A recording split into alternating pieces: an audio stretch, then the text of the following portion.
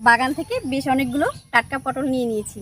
আজকে পটলের একটা দারুণ রেসিপি এবং মজাদার একটা রেসিপি আপনাদের সঙ্গে শেয়ার করব।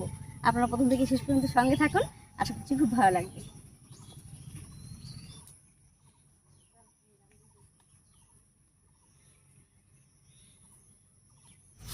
বাগান থেকে একেবারে টাটকা পটল নিয়ে এসেছি, এবারে কেটে নিচ্ছি। তবে আজকের কাটাটা কিন্তু একটু অন্যরকম করে কাটবো, এটা দেখতেও ভালো লাগে, মজাও লাগে।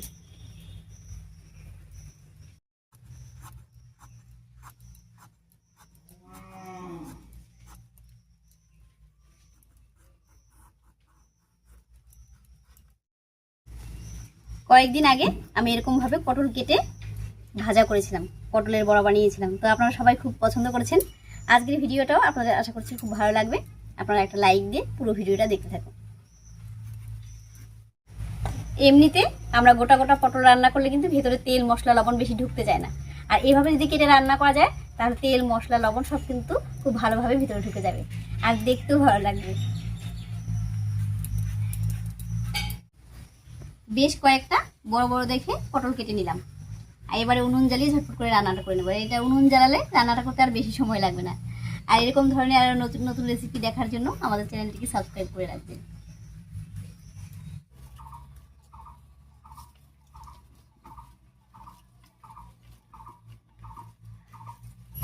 উনুন জ্বালিয়ে কড়াই বসিয়ে দিয়েছি, এবারে কড়াইয়ে সর্ষের তেল দেবো। আর তেল গরম হতে হতে আমি পটলটা লবণ হলুদ দিয়ে মেখে নিচ্ছি।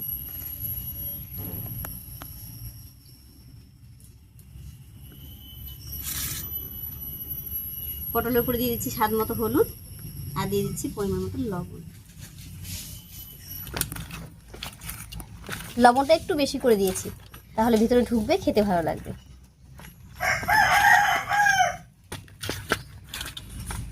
পটলগুলো লবণ হলুদ দিয়ে খুব সুন্দর করে মেখে নিয়েছি, এবারে ভেজে নেব।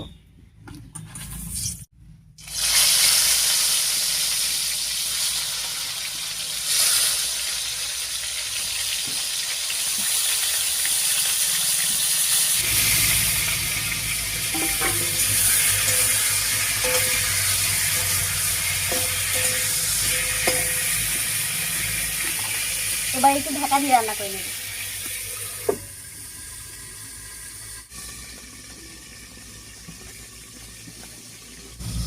পটলগুলো ঢাকা দিয়ে কিছুক্ষণ রান্না হতে থাক, আর এই ফাঁকে আমি একটুখানি মশলা করে নিচ্ছি। মশলার মধ্যে তেমন কিছুই না, নিয়েছি 1-1.5 চামচ মতো পোস্ত, 1 চামচ মতো কালো সর্ষে, আর নিয়েছি 3টে কাঁচা লঙ্কা, 3 কোয়া মতো রসুন একসঙ্গে করে বেটে নেব।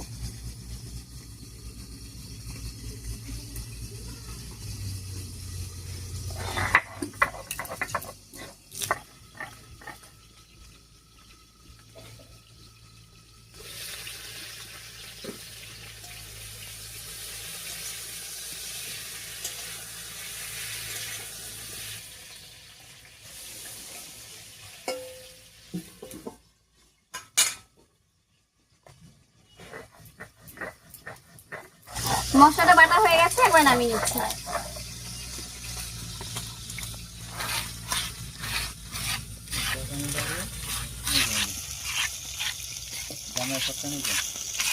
মশলাটা বাড়তে বাড়তে পটল ভাজা হয়ে গেছে, এবার ঢাকা খুলে পটলগুলো নামিয়ে নিচ্ছি।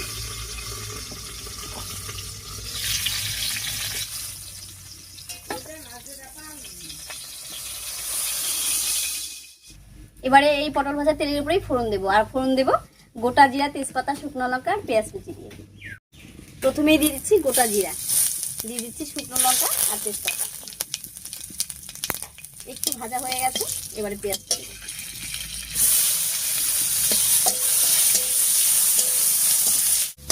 ফোড়নের সঙ্গে পেঁয়াজটা ভাজা ভাজা হয়ে গেছে, এবার এর উপরে দেবো বাটা মশলাটা।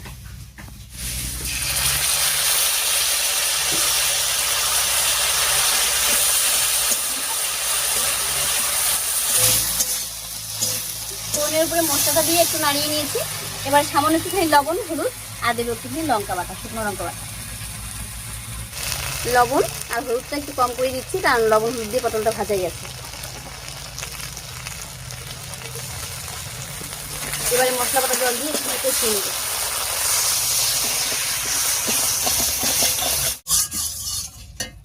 আমি ভুট্টা রেসিপি করার সময় আপনাদেরকে দেখিয়েছিলাম যে ভুট্টার এই ভিতরের অংশটা কিন্তু আমরা ফেলি না, বা কোনো অংশই আমরা ফেলি না, সবটাই আমাদের লাকড়ি হিসেবে ব্যবহার হয়। ভুট্টা তো খাওয়াই যায়। তো এটাও কিন্তু আমি জাল দিচ্ছি এখন, আর এটা খুব সুন্দর জলে।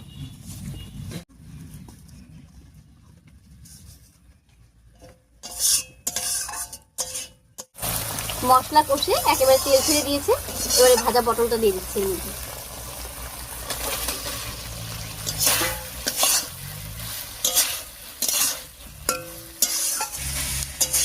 মশলার উপরে পটলটা দিয়ে একটু কষিয়ে নিয়েছি, এবার অল্প একটু জল দিয়ে দেবো।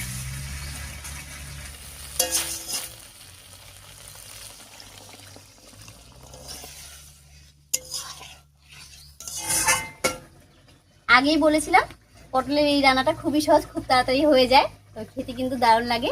তবে আপনাদের মধ্যে কারা কারা এরকম করে সর্ষে পোস্ত দিয়ে পটলের রান্নাটা খেতে পছন্দ করেন অবশ্যই কমেন্টে জানাবেন। আর আপনারা কমেন্ট করলে আমার কিন্তু ভীষণই ভালো লাগে।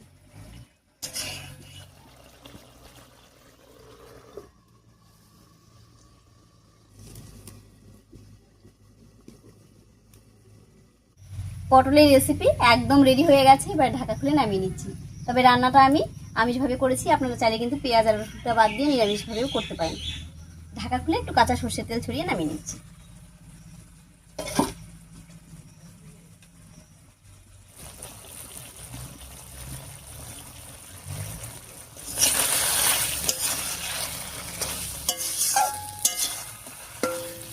রান্নাটা দেখুন দেখতে কত সুন্দর হয়েছে, আর পটল কিন্তু একেবারে নরম হয়ে গেছে।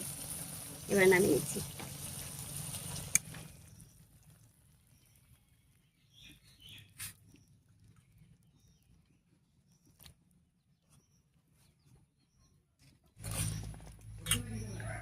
পটলের এই রান্নাটা দেখুন দেখতে কত সুন্দর হয়েছে, আর এটা গরম গরম ভাতের সঙ্গে খেতেও কিন্তু দারুণ লাগে।